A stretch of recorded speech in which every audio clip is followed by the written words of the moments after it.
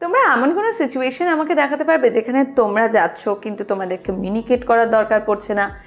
প্রত্যেক সিচুয়েশনে, যে কোনো ডেইলি লাইফ সিচুয়েশন দেখে নাও, প্রত্যেক জায়গায় আমাদের ছোট বড় যেভাবেই হোক কমিউনিকেট করার দরকার পড়ে। বাজারে যাচ্ছ, কিছু কিনছো, কমিউনিকেট করার দরকার। ডক্টরের কাছে যাচ্ছ, কমিউনিকেট করার দরকার। অফিসে যাচ্ছ, কোনো ফাইল রেডি করছো, প্রেজেন্টেশন রেডি করছো, কমিউনিকেট করা দরকার। বন্ধুকে কল করছো, কমিউনিকেট করা দরকার। যে কোনো জায়গায় লাইফের আমাদের কমিউনিকেশনের দরকার পড়ে। কমিউনিকেশন মানে কিন্তু কথা বলা, রাইট? তুমি কারোর সাথে কথা বলছো, তার কথা কতটা তুমি বুঝছো এবং কীরকমভাবে সঠিক পদ্ধতিতে তাকে আবার রিপ্লাই করছো। এই ছোট্ট একটা জিনিসে আমরা অনেক সময় অনেক রকমের ভুল করে থাকি। আর এরকমই 5টা ভুলের ব্যাপারে আজকের এই ভিডিওতে আমি তোমাদেরকে বলবো, যেগুলো আমরা কথা বলার সময় করলে আমাদেরকে অত্যন্ত বোকা লাগে। নাও চলো দেখা যাক যে প্রথম আমরা কোন ভুলটা করি। ফার্স্ট পয়েন্ট, কারোর নাম ভুলে যাওয়া। আমরা যখন কারোর নাম ভুলে যাই, যখন কথা বলতে বলতে আমরা কি যেন তোমার নামটা আমি ভুলে গেছি, বাট অনেকক্ষণ ধরে কথা বলছি, সেই ক্ষেত্রে কিন্তু আমরা নিজেকে একটা আস্ত বোকা প্রমাণ করি। কারণ হচ্ছে এই যে নাম ভুলে যাওয়ার যে একটা টেন্ডেন্সি অনেকের মধ্যে থাকে, এর ফলে কি হয়, নট অনলি আমরা নিজেকে বোকা প্রমাণ করি, বাট তার সাথে সাথে আমাদের পার্সোনালিটিটা অনেকটা নিচে নেমে যায়। মানে এই যে এতক্ষণ ধরে একটা মানুষের সাথে কথা বলছি, নাম না জানিই আমরা কথা বলে যাচ্ছি। আর যখন আমরা কারোর নাম ভুলে যাই, তখন এই জিনিসটাও প্রমাণ হয় যে আমরা যেই মানুষটার সাথে কথা বলছি তাকে আমরা অতটা ইম্পর্টেন্স দিচ্ছি না, তার মধ্যে আমাদের অতটা ইন্টারেস্ট নেই। আর যখন আমরা চট করে কারোর নাম নিয়ে তার সাথে কথা বলা স্টার্ট করি, for example, hey Aditi, how are you, কে যদি আমাকে বলে, আমি অটোমেটিক্যালি তার সাথে একটু ক্লোজ ফিল করব, একটু হলেও কমফোর্টেবল ফিল করব, রাইট? সো আমারও ভালো লাগবে যে আচ্ছা, মানুষটার আমার নাম মনে আছে, সেই দেখা হয়েছিল, আজকে আবার দেখা হচ্ছে, বাট নাম মনে রেখেছে। তো এইখানে এসেই আমি একটু তার সাথে কথা বলার ইন্টারেস্টটা পাবো। তো নাম মনে রাখা কিন্তু কারোর সাথে কথা বলার আগে অত্যন্ত দরকার। সেকেন্ড পয়েন্ট, ক্র্যাকিং আ রং জোক। আগে এরকম কতগুলো আমি ভিডিও করেছি, দেখবে, যেখানে আমি তোমাদের বলেছি যে যদি তোমাদের কোনো কনভারসেশনকে একটু ইন্টারেস্টিং বানাতে হয়, কি আরেকটু ফানি বানাতে হয়, তাহলে তোমরা ডেফিনেটলি হিউমার অ্যাড করে কথা বলতে পারো। ভালোভাবে যদি জোক ক্র্যাক করে কথা বলতে পারো তাহলে তো ইটস ভেরি গুড। কিন্তু এই জিনিসটাই একটু উল্টোভাবে হতে প্রচুর জায়গায় দেখা যায়। কীরকম উল্টোভাবে? ধরো এমন কোনো কথা বললে, এমন কোনো জোক ক্র্যাক করলে যেটা তোমার ওপর ভারী পড়ে গেল, সেই জোকটার মানে কেউ বুঝলো না, কিংবা জোকটা ইনঅ্যাপ্রোপ্রিয়েট ছিল, হয়তো জোকটা কারোর কাছে খুব ভালগার লেগেছে। তো সেই ক্ষেত্রে কিন্তু আমরা নিজেরাই নিজেদের কাছে বোকা হয়ে যাই। তোমাকে ক্ষেত্রটা বুঝতে হবে, মানে তুমি কোন জায়গায় রয়েছো, কোন সিচুয়েশনে রয়েছো, কোন ধরনের মানুষজনের সাথে রয়েছো। এখন বন্ধুদের সাথে যে জোকটা তুমি ক্র্যাক করবে, সেটা নিশ্চয়ই বাড়ির লোকের সামনে তুমি ক্র্যাক করতে পারবে না।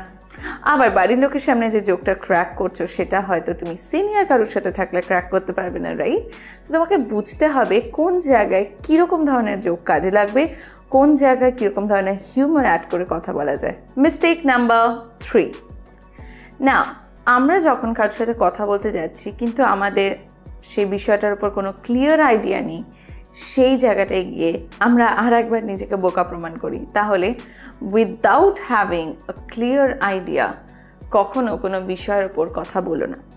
ধরে নাও আজকে আমি তোমাকে কোনো একটা প্রশ্ন জিজ্ঞাসা করছি, তুমি সেটার উপর কথা বলা শুরু করলে এইটা দেখানোর জন্য যে তুমি বিষয়টার ব্যাপারে তোমার জ্ঞান আছে, কতদূর তুমি এগোতে পারবে, কতদূর উত্তর দিতে পারবে। আমি যদি একটু বেশি তোমাকে ডিটেলসে প্রশ্ন জিজ্ঞাসা করি, একটা না একটা সময় গিয়ে তুমি স্টপ হয়ে যাবে, হার মেনে নেবে, বলবে আমি বিষয়টা জানি না।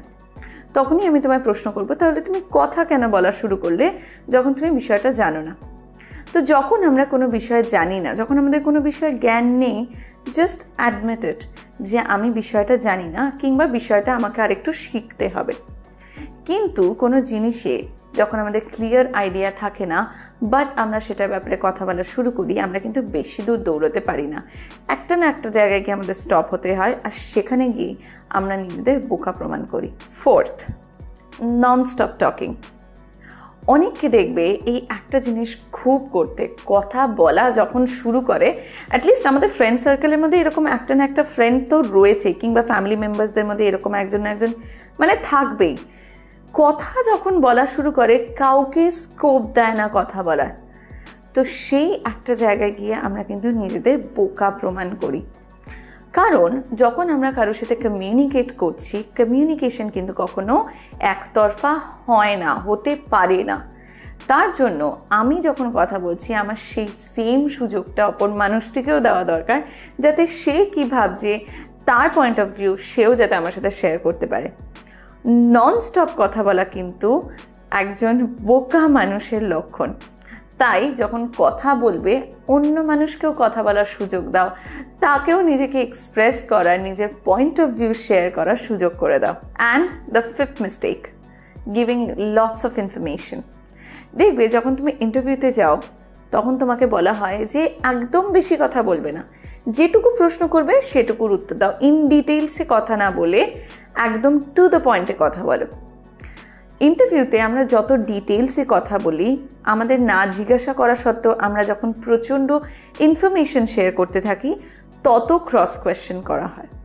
তো এর ফলেই আমরা কিন্তু নিজেদের বোকা প্রমাণ করি, এর ফলেই আমরা কিন্তু নিজেদের বিপদ নিজেরা ডেকে আনি।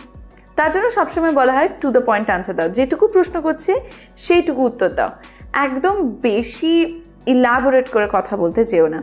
এই সেম জিনিসটা আমাদের রিয়েল লাইফেও হয়।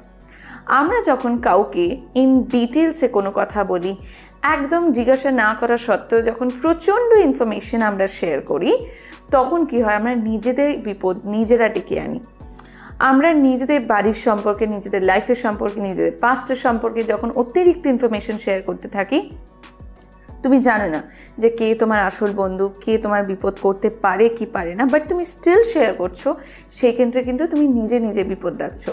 তুমি যে মানুষটিকে শেয়ার করছো হয়তো সে অন্য কাউকে গিয়ে বলতে পারে, অন্যভাবে বলতে পারে, তার ফলে তোমার রেপুটেশন নষ্ট হতে পারে। সবসময় নিজের সেলফ রেসপেক্ট বজায় রাখার চেষ্টা করবে, নিজের রেপুটেশন বজায় রাখার চেষ্টা করবে।